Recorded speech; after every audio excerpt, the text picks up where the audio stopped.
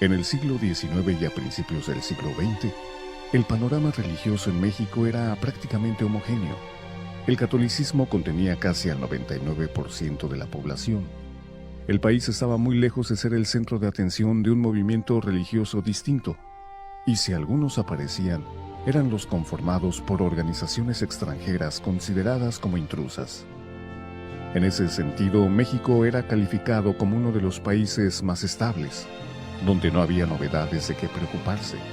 Pero de repente, cuando la jerarquía católica romana declara públicamente que su ámbito religioso ha sido invadido por otros credos, se destaca a la luz del mundo, como una iglesia cuyo origen y desarrollo surge en un país que nunca había producido ni exportado nuevas formas de conducta, fundamentadas bajo un esquema bíblico y con una interpretación original cimentada en las prácticas cristianas.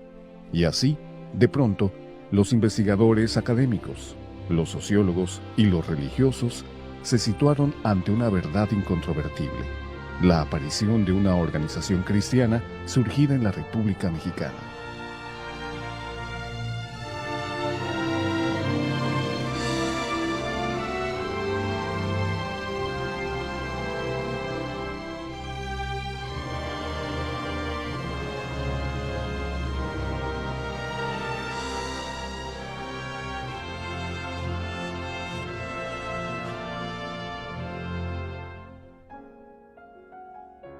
Aarón Joaquín González, apóstol de Jesucristo y célebre iniciador de la restauración de la Iglesia, la luz del mundo en el siglo XX. Nació el 14 de agosto de 1896 en Colotlán, Jalisco, hijo de Santiago Joaquín y Margarita González, de quienes recibió el nombre de Eusebio. Debido a levantamientos armados, se trasladó junto con sus padres y hermanos a Tlaltenango, Zacatecas, donde pasó su niñez.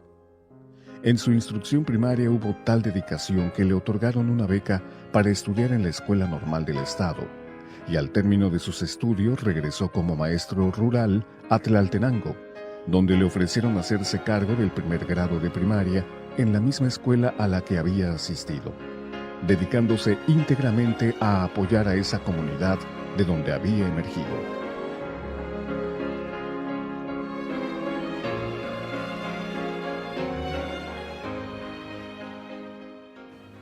Y siendo una persona sensible a los acontecimientos del país, sintió un gran impulso como mexicano a afiliarse a las tropas villistas que pasaron por ese lugar.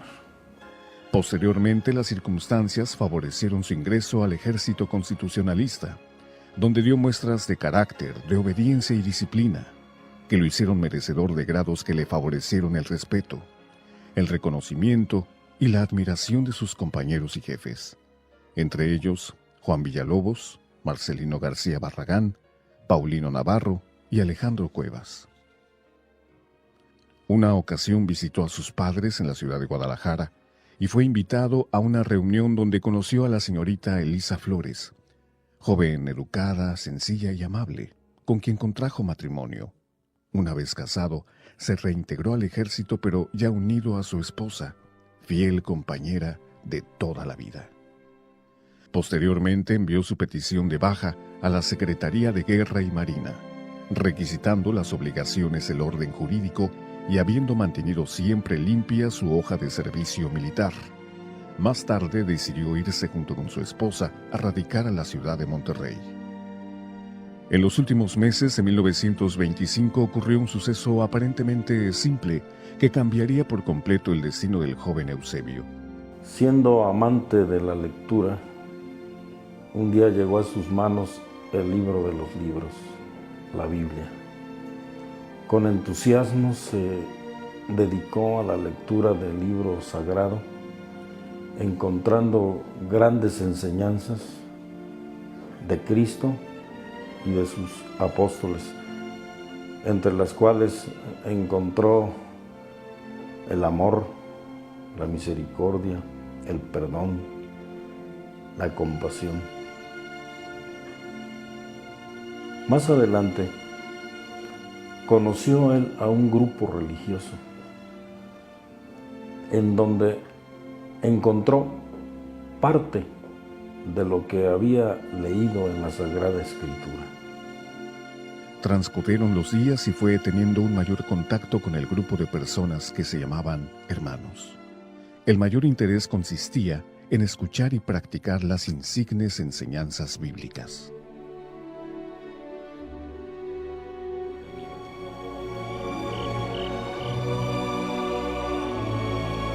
Vivía en una chocita muy humilde, su trabajo era doméstico y allí se manifestó Dios primero en una voz.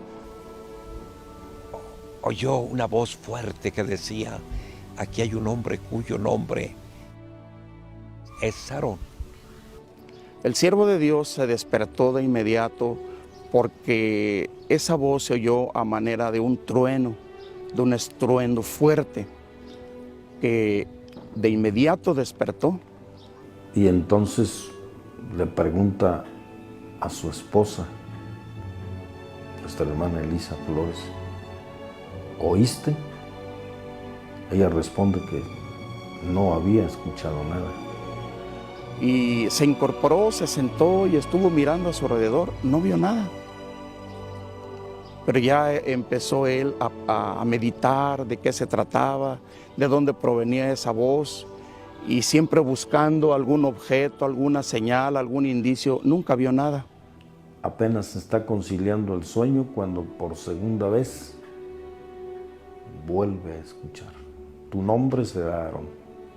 Y en la segunda manifestación que nuestro hermano Aarón tuvo del llamamiento de Dios, fue que miró una mano semejante a la mano humana, que se estampaba como en una pared, y con el índice le señalaba: tu nombre será Aarón. Se incorpora, vuelve a preguntar a su esposa y ella responde lo mismo: no escuché nada. Entonces él se extrañaba en parte porque no estaba acostumbrado a haber oído antes la voz de Dios, ni sabía que Dios hablara a los hombres. Sin embargo, esto ya también lo impactó. Y le dijo la hermana Elisa: yo creo que tú estabas soñando. ¿Por qué no te acuestas? Duérmete, descansa. Y así lo hizo el siervo de Dios, nuestro hermano Aarón. Vino la tercera vez la voz de Dios. Y en la tercera manifestación, al abrir sus ojos, ya no vio cubierto el techo de su cuartito, ya vio una expansión del cielo abierta. No veía el techo, sino el firmamento, el cielo, las estrellas empezaban a moverse, a acomodarse, como si alguien las estuviera ordenando, como un ejército. Una multitud de estrellas tintilantes y que se unían formando un nombre. Empezaron a formarse las letras: tu nombre será Aarón, y lo haré notorio por todo el mundo y serás de bendición. Y así pasó el tiempo, hasta que poco a poco fue manifestando Dios que aquella visión no era en sí solamente una visión, sino un llamamiento al apostolado. Tu nombre será Aarón. Lo haré notorio por todo el mundo y será de bendición. Él fue el único testigo del extraordinario suceso aquella noche, el llamamiento para ejercer el ministerio del apostolado. Evidentemente, este es un acto de fe.